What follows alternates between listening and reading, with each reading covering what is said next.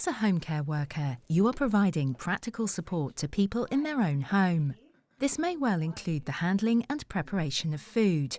It's a crucial area in the prevention of illness for the people you support, and it's your responsibility to make sure that you understand and follow high standards of hygiene and safety.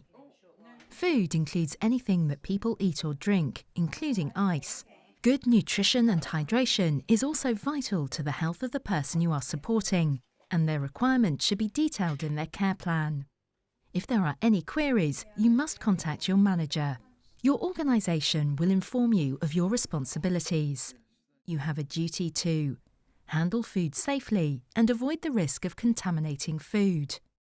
Keep yourself and your work area clean. Wear suitable protective clothing, normally a disposable apron, used for food preparation only. Follow correct temperature controls during preparation. Store food correctly. Tell your employer if you have food poisoning symptoms, especially vomiting and diarrhea, or any infectious disease, illness, or infected cuts, wounds, and skin conditions. Advise the person you are supporting if they are endangering their health through poor food safety. Inform your manager if you have concerns about food safety. Figures published by the Food Standards Agency state that every year, over 500,000 people in the UK will suffer from food poisoning. It is unpleasant and debilitating, and in severe cases can often prove fatal. Older people, young children, pregnant women, and anyone in poor health are especially vulnerable, and it's likely that the people you support will fall into one of these categories. Food can become contaminated with bacteria, chemicals, and physical matter or foreign objects, such as hair. Symptoms can include diarrhea, vomiting, nausea, and fever, and usually come on suddenly. The people you support can also become unwell from poor nutrition and hydration, and if you notice any symptoms, you must report these to your manager. Most food poisoning is caused by bacteria or viruses being present on food. They are minute and invisible to the naked eye, but if they are consumed, the effects can be serious. There are three main types of bacteria. Good bacteria, found in yogurts. Food poisoning bacteria, found on clothes, skin, in soil, on air and water, in rubbish bins, on dirty cleaning cloths, on pets and pests, and of course on raw food.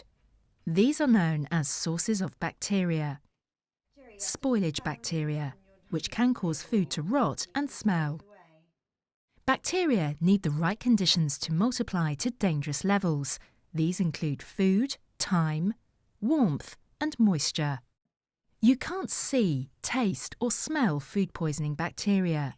The only way you can be sure that food is safe is to practice good food and personal hygiene controls at all times. Viruses can only multiply in living cells, but they can be transmitted by hands, on work surfaces, equipment, taps, and handles. As a home care worker, you have a vital part to play in making sure that the people you support reduce their risk of food poisoning. You need to understand how to handle, store, and prepare food for individuals and what advice to offer them so that they can take precautions of their own. Remember, to a vulnerable person, your input could be life-saving. So, what are the main areas in which your knowledge can make a difference? Avoiding cross-contamination is key.